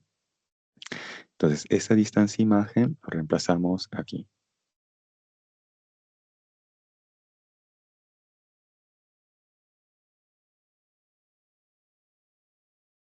¿Qué faltaría conocer? Sencillamente la distancia objeto. ¿Y eso cómo lo obtenemos? Reemplazando esta distancia imagen igual a menos 4 veces distancia objeto en esta otra relación. A partir de aquí, más la distancia imagen es igual a 10. De aquí entonces van a obtener la distancia objeto. Esa distancia objeto lo reemplazan aquí, abajo en esto último, y van a despejar y van a conocer la distancia focal. Pero hay un detalle. Aquí estamos asumiendo que el aumento vale 4, pero que la imagen es derecha o que es invertida. Ahí estoy asumiendo que el aumento vale 4, pero que es derecha o invertida. Derecha. Derecha. Derecha, así es. Entonces, hasta aquí estoy evaluando como si la imagen formada en la pantalla es derecha. Entonces, bajo ese supuesto, ustedes van a obtener una distancia focal. Esa distancia focal, para que sea congruente con la condición del problema, ¿cómo debe de salir? Positivo. ¿Qué sucede si aquí la distancia focal nos sale negativo? Entonces quiere decir que la imagen formada, ¿cómo debe ser? Invertida. Y en ese caso, el aumento numéricamente sería igual a ¿cuánto? Menos 4. ¿Correcto? Menos 4. Y nuevamente hacen este procedimiento, considerando ahora a la imagen invertida. Y ahí les debería de salir una distancia focal positiva, ya que debe ser congruente con lo que indican en el texto. Entonces hagan esos procedimientos, primero asumiendo que la imagen es derecha y en el segundo caso asumiendo que la imagen es invertida. En uno de esos casos, solamente en uno de ellos, la distancia focal les tiene que salir positivo, ¿correcto? Solamente en uno de ellos. Aquí estoy asumiendo que la imagen formada es derecha. Ustedes en casa hacen uno similar, pero cuando la imagen es invertida y comparan en cuál de los dos la distancia focal les sale positivo. Bien, ahí unos segundos. Profesor, disculpe, Sí, ¿cómo supo que la lámpara estaba en la zona red? necesariamente tiene que estar en la zona real. Porque cuando vimos justamente, ¿no? Colocamos a la lente y a la izquierda colocamos justamente al objeto, ¿no? Ahí colocamos al objeto. De tal manera que, más a la izquierda se tiene una especie de linterna, ¿no? Por acá se tiene una especie de linterna que va a emitir justamente la luz. Esa luz va a incidir en el objeto y a partir de ellos, esos rayos de luz, luego van a pasar por la lente, ¿no? Y luego se va a formar la imagen de ese objeto a partir de la lente. ¿En dónde? En la pantalla. ¿Correcto? Entonces, más a la izquierda deberíamos de tener esa fuente de luz.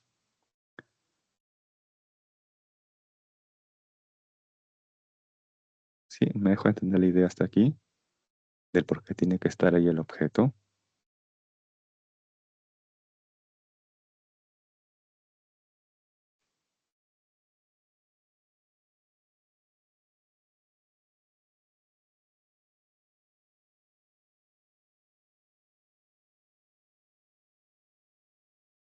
Bien. Unos segundos más y pasamos luego al problema 32 que estaban proponiendo.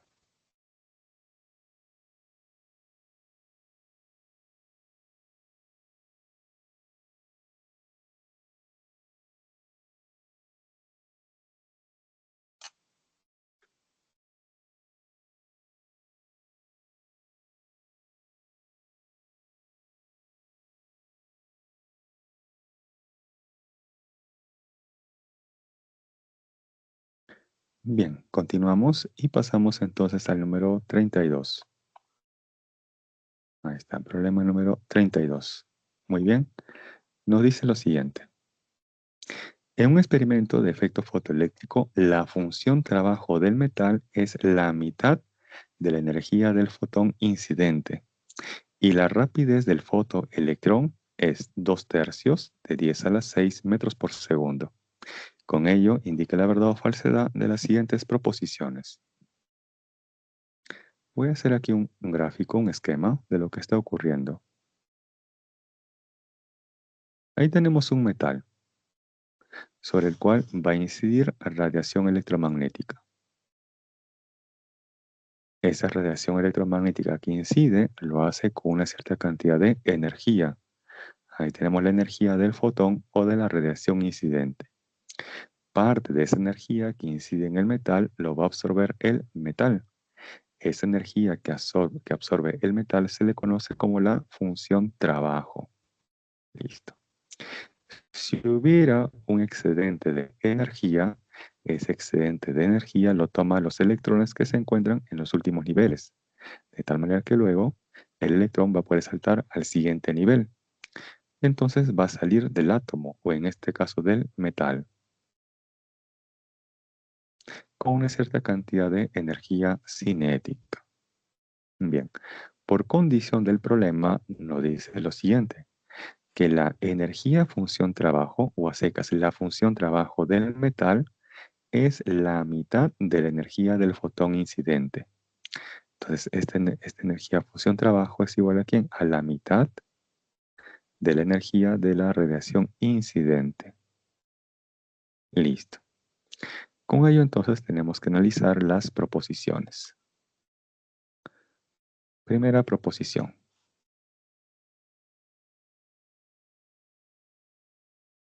Nos dice, la energía cinética del fotoelectrón es 1,25 electronvoltios. Bien, ¿cómo podríamos conocer la energía cinética del electrón? Sabemos que la energía cinética, ¿cómo está definida? Como un medio de la masa, ¿por quién? En este caso, con la masa del electrón. Y esto lo por la rapidez con la cual salen elevado al cuadrado. Ahí reemplazamos. Un medio de la masa. ¿Cuánto es la masa del electrón? Ahí nos dan como dato 9 por 10 a la menos 31 kilogramos. Esto luego, ¿por quién? Por la rapidez. ¿Con qué rapidez salen esos electrones? Con la rapidez que es 2/3. Un ratito. Ahí está, 2/3. ¿De quién? Del factor 10 a la 6.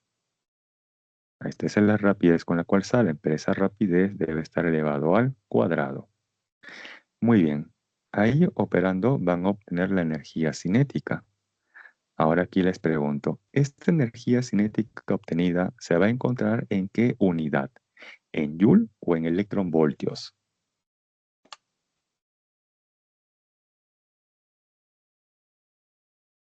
A ver, esa energía obtenida, ¿se va a encontrar en joules o en electronvoltios?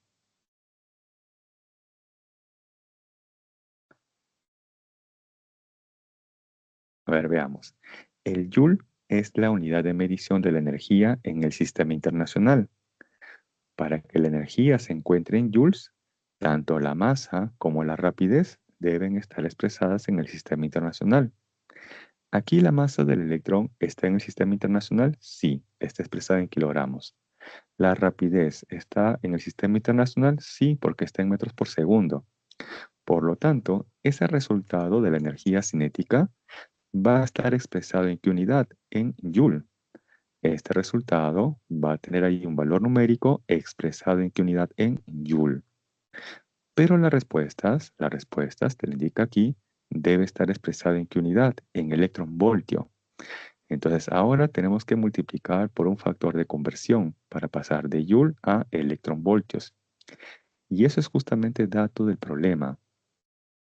Ahí planteamos luego que un electronvoltio equivale a ¿cuánto en joules? A 1,6 por 10 a la menos 19 joules. Entonces ahí recién se va a cancelar joule con joule y el resultado final va a estar dado en electronvoltios. Ahí recién comparas ese resultado final en electronvoltios con el que están indicando en la proposición. Si se aproxima o es igual a 1,25 electronvoltios, entonces la respuesta será verdadera. A ver, no sé si alguien lo ha operado rápidamente para que nos indique si esta proposición es verdadera o falsa.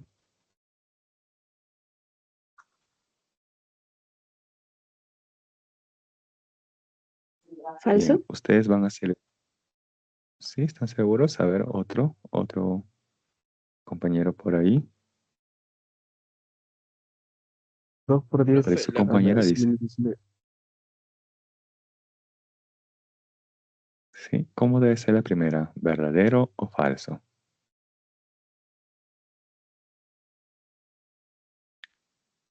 Verdadero. Verdadero, así es. Aproximadamente les va a dar justamente 1,25 electronvoltios. Verdadero. Bien, vamos ahora a la segunda proposición.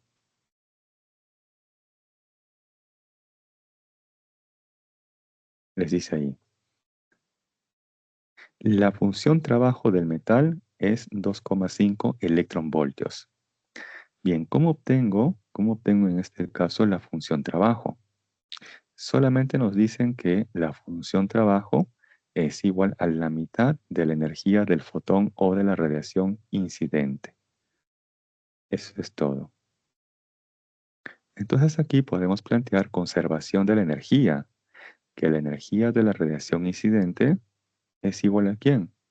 A una parte que absorbe el metal, que es la función trabajo, y si hubiera un excedente de energía, esto lo toma ¿quién? El electrón, que va a salir con una cierta cantidad de energía cinética. Por condición del problema, esta energía función trabajo, ¿cuánto vale? La mitad. ¿De quién? De la energía del fotón o de la radiación incidente. Entonces, él va a pasar a restar al otro lado, ¿no? Aquí a la izquierda. Y tengo 1 menos 1 medio. 1 menos 1 medio, ¿qué nos da? 1 medio. O sea, 1 medio de la energía del fotón es igual a ¿quién? A la energía cinética, ¿cierto? Pero justamente, 1 medio de la energía del fotón, ¿qué cosa representa? La función trabajo.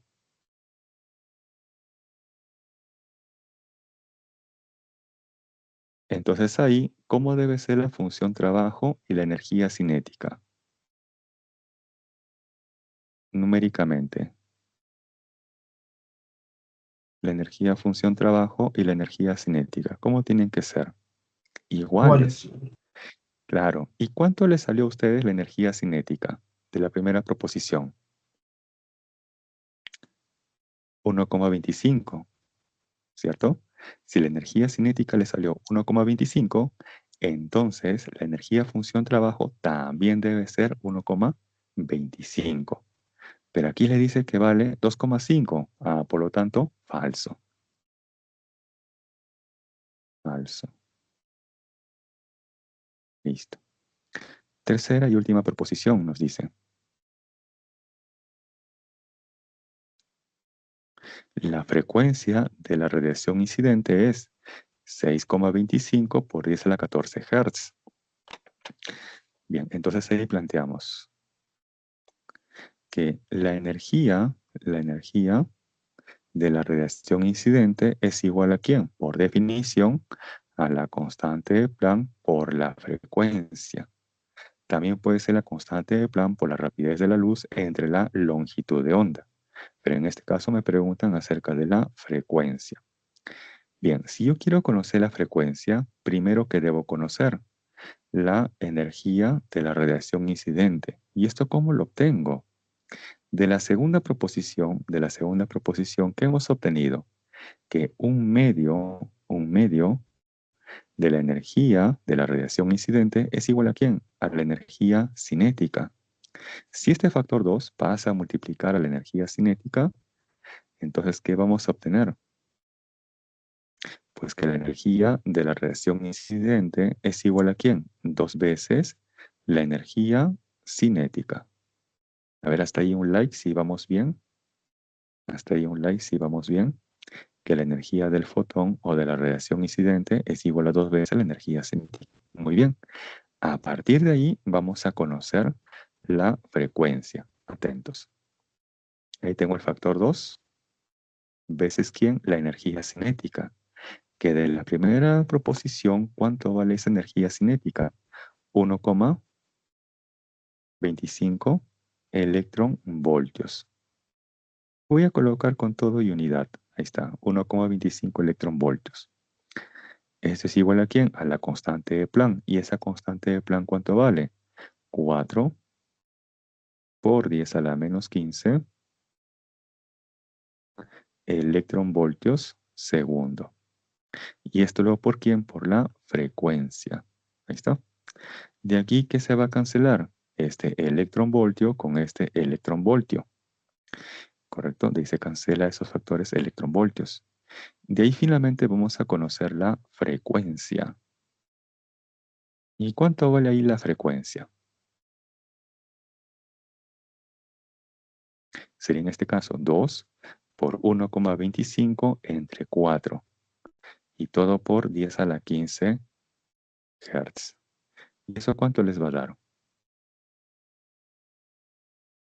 ¿Coincide o no coincide con lo que les indican en la tercera proposición?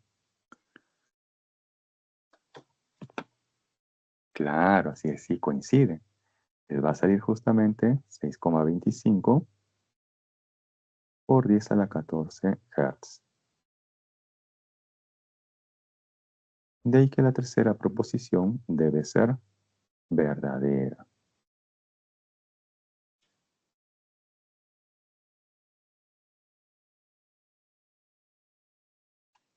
Bien, hay unos segundos.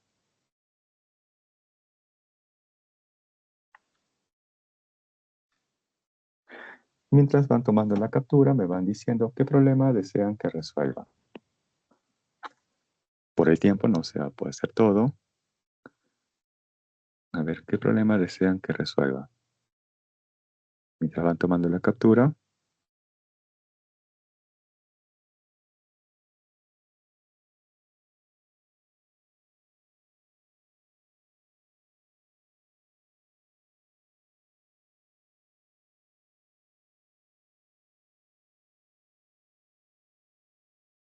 ¿Sí? ¿Alguna sugerencia de algún problema para resolver?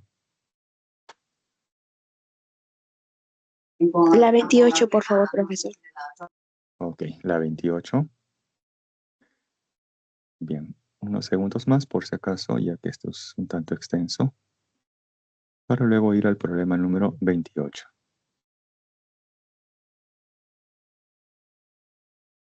Bien, pasamos entonces al 28 rápidamente. Estas, pasé 5, 26, 27 y 28. Ok. Bien, nos dice aquí lo siguiente.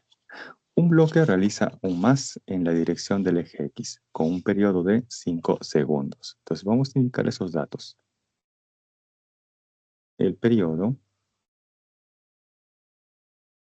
5 segundos y con una amplitud de 4 metros. ¿Listo? Si en el instante t igual a 0, nos dice el bloque se encuentra en la posición X igual a 0. ¿Ya está? Y además con una fase inicial igual a menos pi medios radián. Pregunta, ¿cuál es la ecuación de la posición en función del tiempo que representa el movimiento del bloque? Bien. Entonces aquí, bueno, solución. Vamos a indicar lo siguiente. Voy a proponer esta ecuación de movimiento.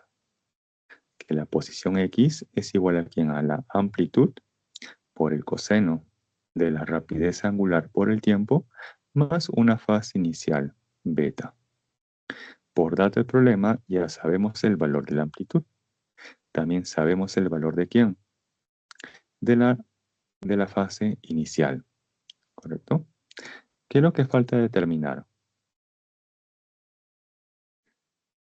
¿Qué faltaría conocer o verificar?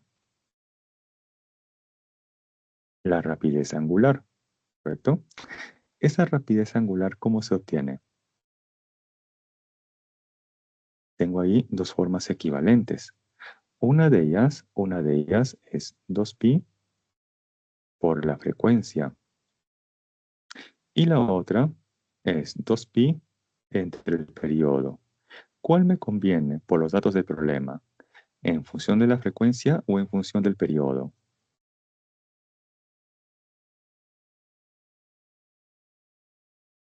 En función del periodo. Claro, así es. Entonces vamos a ir reemplazando aquí. Tengo entonces que la posición es igual a ¿quién? A la amplitud, que vale 4. Ahí está, por el coseno ¿de quién? De la rapidez angular, que se va a expresar como 2pi entre el periodo. ¿Pero cuánto vale el periodo? 5. Y esto luego por el tiempo t.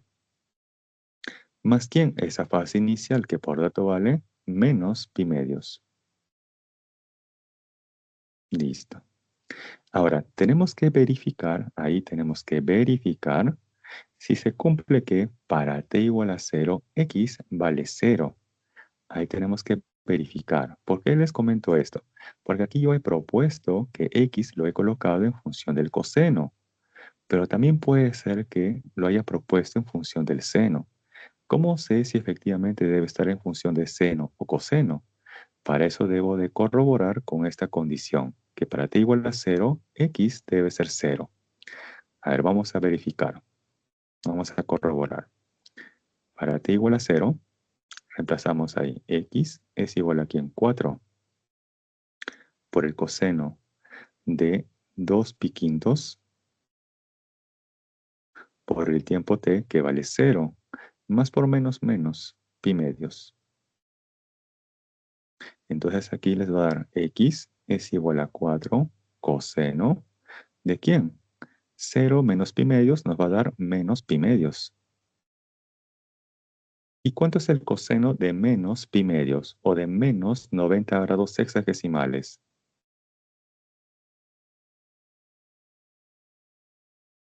¿Cuánto les da ahí el coseno de 90? O el ¿Cero? coseno de menos 90. 0, así es. ¿Y se verifica o no se verifica la condición del problema con lo que he encontrado? Para t igual a 0, me salió 0. Coincide, ¿no? La condición del problema con lo que hemos encontrado. Entonces quiere decir que la ecuación correcta es la que hemos planteado, ¿no? La que hemos indicado al inicio. Muy bien, pero si ustedes observan sus respuestas, en sus respuestas, esa ecuación de movimiento, ¿está en función del seno o del coseno?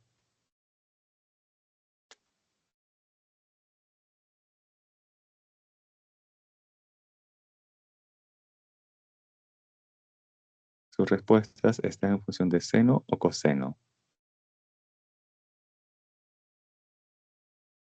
Están en los dos, ¿Estamos hablando pero de quién? aparece más coseno. Aparecen los dos, profe. Claro, pero hay un detalle. Ah, ya. Ok. Esta es una posible respuesta. Correcto, esta es una posible respuesta. La otra, ¿cuál sería? Sin considerar al pi medios. En este caso estaría expresado en función del seno. O sea, una expresión similar a esta.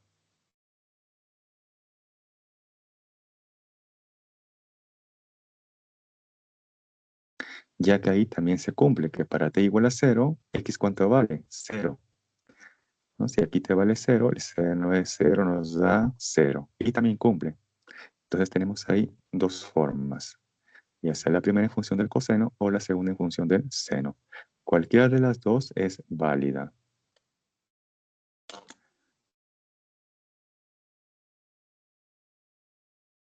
Bien, ahí unos segundos. Y con esto prácticamente hemos finalizado la clase de hoy. Como ven, ha sido por una cuestión de tiempo, no se han realizado todos los problemas. Pero les voy a indicar aquí las claves de todos los ejercicios. ¿Sí? Un ratito para que puedan tomar la captura.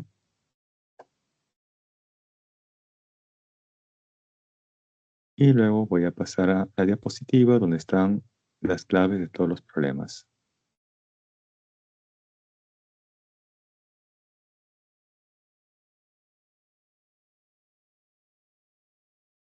Muy bien, continuamos. Un ratito, voy a salir.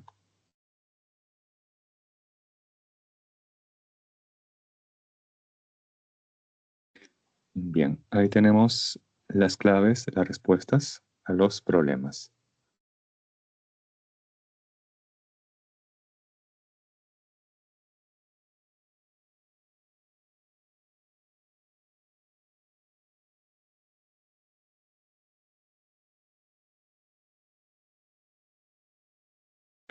Bien, jóvenes, eso sería entonces todo por hoy de mi parte. Ha sido un gusto haberlos guiado durante estas 19 semanas.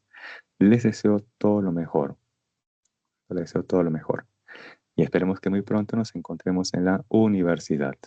Muy bien, jóvenes, cuídense mucho, sigan estudiando. Y mis mejores deseos para cada uno de ustedes. Les aseguro que cuando ustedes ingresen, van a experimentar una sensación única. Y por esa semana, en su casa van a ser los reyes, las reinas de la casa. Y quizás es muy, muy probable que ingresen y al día siguiente les pregunten, hijito, hijita, ¿qué quieres comer el día de hoy? Los van a engreír. Así es. Aprovechen ese momento de gloria. Así es. Que muy, muy, muy bien merecido lo van a tener. Muy bien, jóvenes, hasta otra oportunidad. Y como les comentaba, esperemos que en la universidad. Cuídense mucho. Gracias también a todos por su Gracias, atención y profesor. participación Cuídense. durante esta semana. Gracias. Gracias, profe. Gracias a usted, joven. Cuídense mucho.